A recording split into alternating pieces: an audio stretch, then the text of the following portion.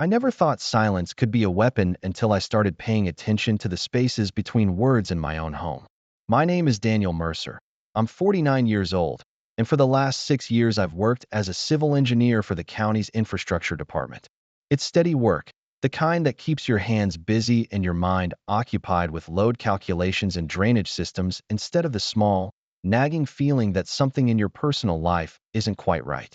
I've been married to Laura for 4 years now, and before her there was my first wife, Michelle, who passed away from an aneurysm when our son Ethan was only 7. The grief nearly destroyed me, but Ethan kept me going. He was this quiet, serious kid who drew pictures of bridges and asked me questions about how buildings stayed standing. When I met Laura at a community fundraiser 2 years after Michelle died, she seemed like a bright light cutting through all that darkness. She laughed easily, touched my arm when she talked, and when she met Ethan, she knelt down to his level and complimented the sketch he'd brought along. I thought I'd found someone who could help us both heal.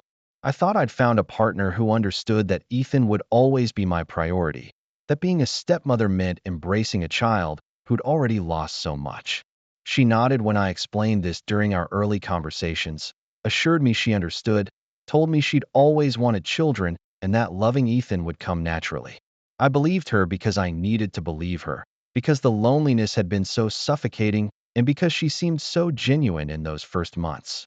The wedding was small, just family and a few close friends in my sister's backyard. Ethan was 11 then, old enough to have opinions, but still young enough to hope that maybe this new arrangement would bring some happiness back into our home. He called her Laura, not Mom, and she said she was fine with that he could take his time. Those first months were careful and polite, everyone trying to find their place in this reconfigured family. I worked long hours on a highway expansion project, often leaving before dawn and returning after dinner, and Laura had quit her job as a dental receptionist to focus on settling into our home. She said she wanted to be there for Ethan after school, to help him with homework and make sure he wasn't coming home to an empty house. It seemed thoughtful, responsible even. Ethan was in 6th grade, struggling a bit with math but excelling in art and science, and I figured having an adult around in the afternoons would be good for him. But somewhere in that first year, something shifted.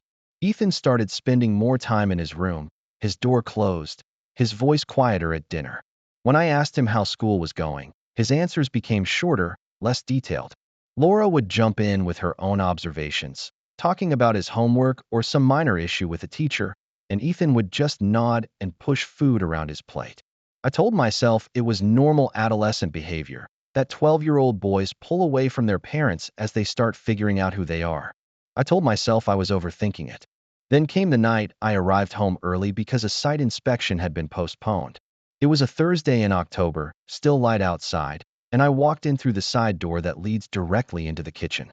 I heard Laura's voice before I saw her, sharp and cold in a way I'd never heard before. She was saying something about Ethan being useless, about how he couldn't do anything right, how she was tired of cleaning up after him.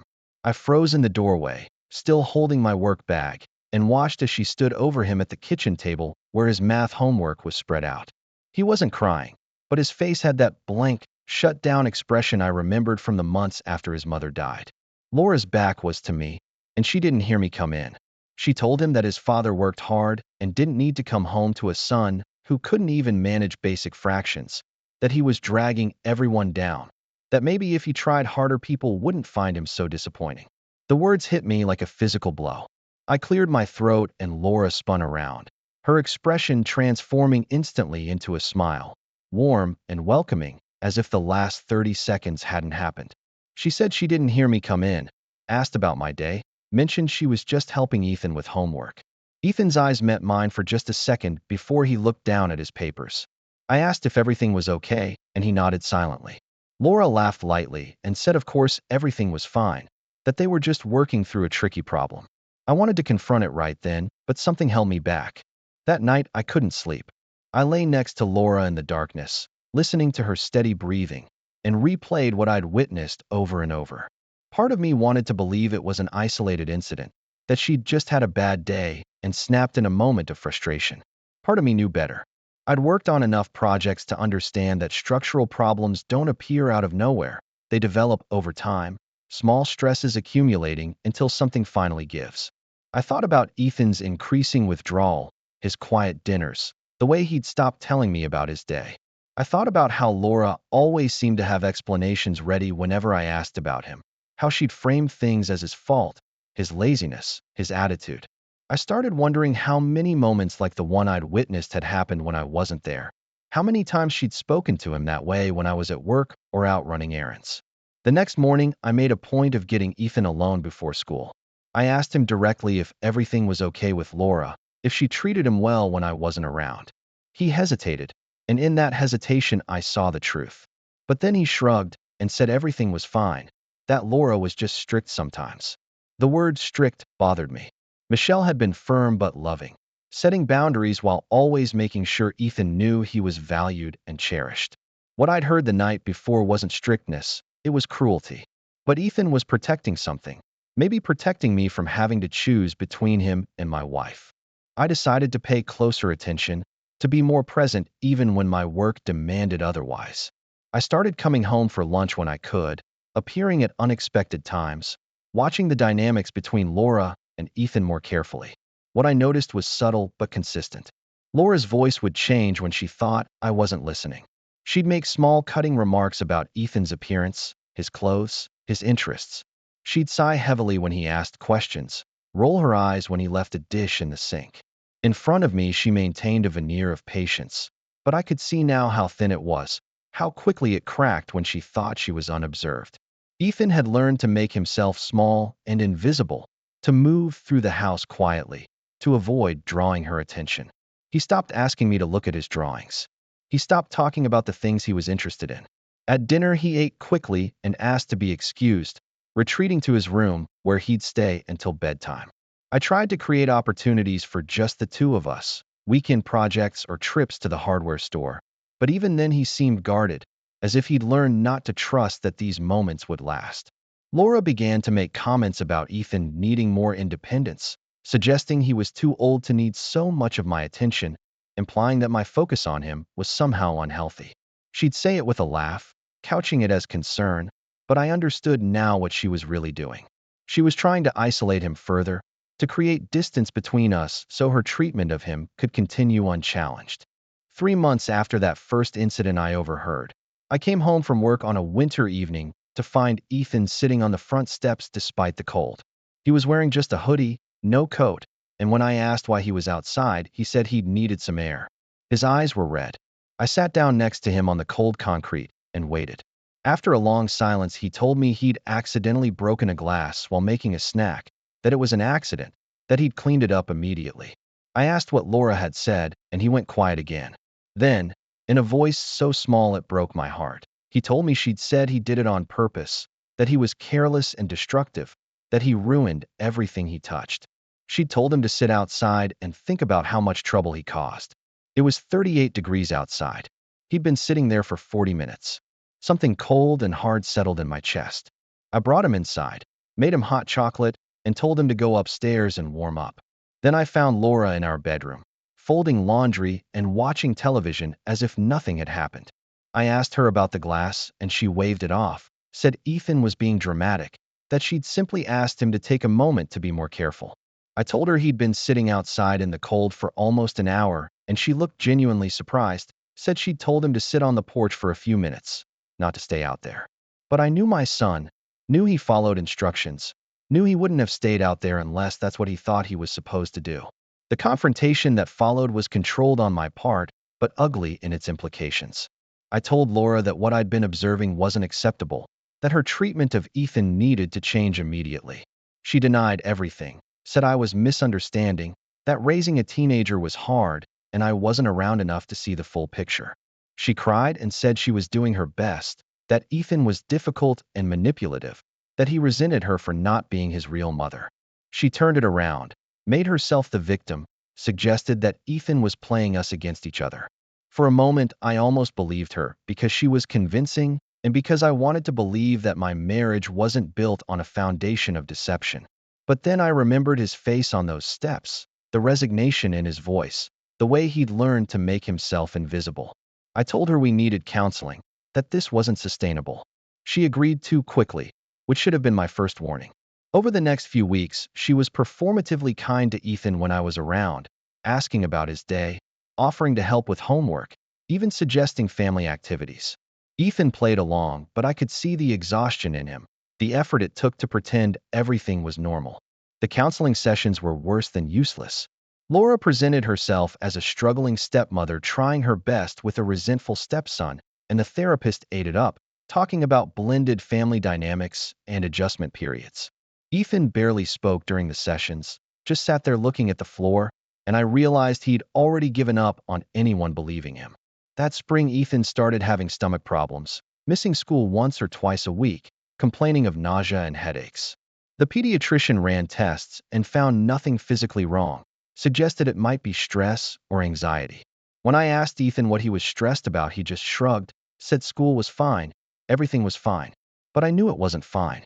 I knew that psychosomatic symptoms were real and that chronic stress could manifest physically, especially in kids. I started working from home more often, setting up a desk in the spare room so I could be present during the day. Laura didn't like this, said I was hovering, that I needed to trust her to handle things. But I noticed that on days when I was home, Ethan's symptoms were less severe. On days when I had to go into the office, I'd come home to find him pale and withdrawn, claiming he'd spent the day in bed.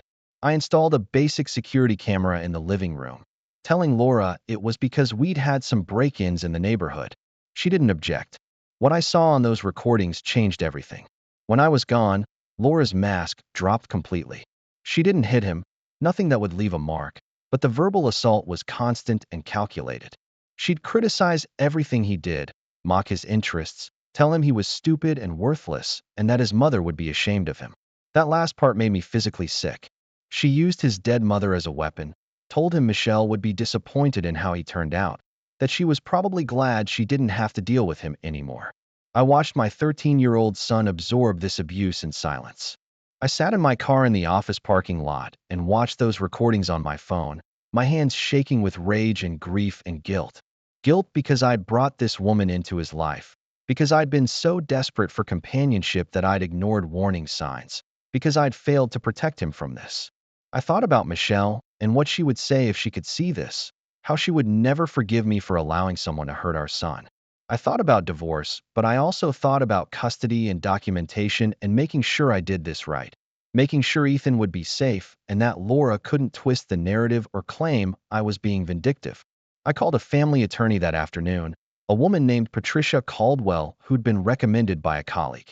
I brought copies of the recordings, documented the incidents I'd witnessed, explained the situation. She listened carefully, took notes, and told me I had grounds for divorce and full custody, that the recordings clearly showed emotional abuse. She also warned me that I needed to protect Ethan immediately, that continued exposure to this treatment could cause long-term psychological damage. That evening I told Laura I wanted her to move out temporarily, that we needed space to figure things out. She refused, said this was her home too, accused me of trying to abandon her. I told her if she didn't leave voluntarily, I'd file a restraining order based on the evidence I had. Her face changed then, the mask slipping completely, and I saw real hatred in her eyes. She called me names, said Ethan had poisoned me against her, that she'd wasted years trying to make this family work. She moved out the next day, taking only her personal belongings and leaving behind a wake of destroyed certainty and broken trust. That first night, it was just Ethan and me at the dinner table, the house quiet in a way it hadn't been in years. He didn't say much at first, just pushed his food around, and I could see he was waiting for the other shoe to drop, for this to somehow be temporary or conditional. I told him I was sorry, that I should have seen what was happening sooner, that I'd failed him. He looked up at me with tears in his eyes and said it wasn't my fault, that Laura was really good at hiding it. We talked for hours that night, him finally telling me everything that had happened over the past few years, all the small cruelties and calculated put-downs, the times she'd threatened him with sending him away to boarding school or telling me lies about his behavior if he complained. He'd stayed silent to protect me, to keep the peace, because he didn't want to be the reason another relationship failed. The weight of that sacrifice, that a child would endure abuse to spare his father pain, was almost unbearable. I told him that he was my priority, that he would always be my priority, that no relationship would ever matter more than his well-being. I told him we'd get through this together, that things would get better. He nodded, but I could see the doubt there, the learned expectation that promises get broken and trust gets weaponized. Rebuilding that would take time, more time than the marriage had even lasted, but I was committed to doing it right. The divorce proceedings were brutal in their own way. Laura hired an aggressive attorney who tried to paint me as a controlling husband who'd turned my son against his stepmother. They submitted their own narrative, claiming Laura had been nothing but loving and that Ethan was a troubled teen who resented her presence. But Patricia was better prepared. She submitted the recordings, along with statements from Ethan's pediatrician noting the stress-related symptoms, and a written statement from Ethan himself detailing the abuse. She also tracked down Ethan's school counselor, who noted in her files that Ethan had become increasingly withdrawn over the past 2 years and had mentioned tensions at home. The evidence was overwhelming. Laura's attorney tried to get the recordings thrown out, claiming I'd violated her privacy, but the judge ruled that I had a right to monitor my own home and that the recordings were admissible given the allegations of child abuse. Watching Laura sit in that courtroom and maintain her victim narrative even as her own words played back condemning her was instructive. She genuinely believed she'd done nothing wrong, or at least she'd convinced herself of that. When the judge granted me full custody and issued a restraining order preventing Laura from contacting Ethan, she stood up and screamed that this was unfair, that I'd manipulated everyone, that she was the one who'd been abused. Security had to escort her out. Ethan wasn't there that day. I'd made sure of that. But when I told him the outcome that evening, he just nodded quietly and asked if she could really never contact him again. The relief in his voice when he asked that question told me everything I needed to know about how bad things had been. We settled into a new routine over the following months, just the two of us figuring out how to be a family again. I cut back my hours at work, turned down a promotion that would have required more travel, and made sure I was home for dinner every night. We started cooking together, something we hadn't done since before I remarried. Ethan slowly began to open up again, showing me his artwork, talking about wanting to study architecture someday, asking questions about my projects. His stomach problems disappeared almost immediately once Laura was gone, which the pediatrician said was a clear indication they'd been stress-induced all along. He started smiling more, laughing at stupid jokes, bringing friends over after school. I watched him come back to life gradually, like a plant that had been kept in the dark finally getting sunlight. But there were still hard moments, times when he'd go quiet, and I could see him remembering something she'd said, some poisoned thought she'd planted that he was still working to uproot. We started seeing a therapist together, a specialist in childhood trauma, and she helped both of us process what had happened. She told me that Ethan's resilience was remarkable, but that the effects of sustained emotional abuse could surface in unexpected ways as he got older, that I needed to stay vigilant and maintain open communication. I promised her and him that I would, that I'd never let my guard down like that again. A year after the divorce was finalized, I was cleaning out the garage when I found a box of Laura's things that had been left behind, items she hadn't bothered to retrieve. Buried under some books and old papers was a journal, the expensive leather-bound kind that people buy intending to use for deep thoughts, but usually abandon after a few entries. This one was full. I almost didn't read it, felt it was an invasion of privacy despite everything, but something made me open it. What I found was worse than I'd imagined. She'd been documenting her treatment of Ethan from the beginning, but not with any remorse or self-awareness. She wrote about him with contempt, called him names, described her satisfaction when she made him cry. She wrote about how she'd had to hide her true feelings from me, how exhausting it was to pretend to care about a kid she resented. The entry that made me physically ill was from about 6 months into our marriage, where she wrote about how she'd accepted my proposal specifically because I had a good job and a house, and how she'd planned from the start to gradually push Ethan out of the picture so she could have me to herself. She described it as a project, something she was working toward methodically. There were pages analyzing my schedule, noting when I'd be least likely to witness her treatment of him, strategies for making him seem difficult or troubled so I'd be more sympathetic to her complaints. It was calculated and deliberate, not just moments of lost temper, but a sustained campaign of psychological abuse against a child. I sat on the garage floor reading that journal for over an hour, my initial horror giving way to a cold, clear fury. This wasn't just about a failed marriage or personality conflicts or the difficulties of blending families. This was about a woman who deliberately targeted a grieving child, who'd seen vulnerability and decided to exploit it, who'd used my love for my son as a weapon against both of us. I thought about bringing the journal to my attorney, about reopening proceedings, but Patricia advised against it. The divorce was done, the custody arrangement was final, and Laura was already legally prohibited from contacting Ethan. Dragging everything back into court would only hurt him more, force him to relive everything when he was finally starting to heal. Instead, Patricia suggested I keep the journal as insurance, documentation in case Laura ever tried to challenge the custody arrangement or paint herself as the wrong party. I made copies, locked the original in a safe deposit box, and tried to move forward. But knowing that level of calculation existed, that someone could be that deliberately cruel while maintaining such a convincing facade, changed something fundamental in how I saw the world.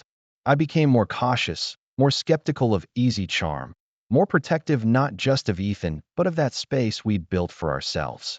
I dated occasionally over the next few years, but I never let anyone get close enough to threaten the stability we'd established, never introduced Ethan to anyone unless I was absolutely certain of their character. Ethan thrived in high school, made honor roll, joined the robotics team, got accepted into a competitive summer program for aspiring architects. He grew taller than me, his voice deepened, and he developed the quiet confidence that comes from having survived something difficult and come out stronger. We didn't talk about Laura much, but she remained a presence in the negative space, in the relief we both felt at her absence, in the careful way Ethan evaluated people before trusting them. His senior year, he wrote a college application essay about resilience and learning to recognize toxicity disguised as love, and while he never named Laura directly, the experience informed every word. He got into every school he applied to, chose a university 3 hours away with an excellent architecture program, and I helped him move into his dorm on a warm September morning feeling proud and terrified in equal measure. Watching him walk across that campus, laughing with new friends, carrying himself with assurance, I felt Michelle's absence acutely. She would have been so proud of him, of who he'd become despite everything. That evening I sat alone in his empty bedroom, surrounded by the evidence of his childhood and adolescence, and I let myself cry for the first time in years. Cried for what he'd endured, for the time we'd lost to Laura's cruelty, for Michelle not being there to see this, for my own failures to protect him sooner. But also cried with relief that we'd made it through, that he was safe and whole and moving forward into his own life. Then, 3 weeks into his first semester, I got a call from the university's student services office. My first thought was panic. Something happened. He's hurt. But the dean's voice was calm and professional. She told me that Ethan had come to her office to report that a woman had been contacting him through social media, creating fake accounts to get around the blocking features, sending messages that started friendly but quickly became manipulative and cruel. It was Laura. Apparently, she'd been monitoring his life from a distance, waiting until he was away from my protection to reach out. The messages the dean described were textbook manipulation, starting with apologies and explanations, claiming she'd changed and wanted to make amends, then rapidly devolving into accusations that he'd ruined her life, that he was ungrateful and vindictive, that he owed her a chance to explain herself. Ethan, to his credit, had saved everything and immediately reported it to the university administration, understanding that this was a violation of the restraining order. The dean asked if I wanted to press charges, and I said absolutely. I called Patricia immediately, and she moved fast, filing charges for violation of the restraining order and harassment. Within 48 hours, Laura was arrested. The judge was not sympathetic to her explanations that she just wanted closure or that Ethan was an adult now and should be able to make his own choices about contact. The restraining order was still in effect, would remain so for another 4 years, and she'd knowingly and deliberately violated it. She was sentenced to 60 days in jail and 2 years probation, during which any attempt to contact either of us would result in additional charges. I drove to the university that weekend and took Ethan out to dinner. He seemed shaken but also angry in a way I hadn't seen before. Not the helpless anger of a child enduring abuse, but the righteous anger of someone whose boundaries had been violated. He told me he'd been worried that trying to reach out to him would work, that she'd find some weak spot or guilt point she could exploit. But instead, seeing those messages in black and white, Seeing the progression from fake sweetness to vicious accusation had clarified everything. It had removed any lingering doubt about whether he'd exaggerated or misremembered the abuse, any residual guilt about the divorce or her exile from our lives. He said it was liberating in a strange way to have that external validation that his experience had been real and that protecting himself from her was the right choice. We talked about forgiveness that night, about whether he felt obligated to offer it, and he said something that struck me as remarkably mature. He said forgiveness wasn't about absolving her or pretending what happened was okay. It was about releasing the hold she had on his internal narrative, refusing to let her actions define his worth or his future.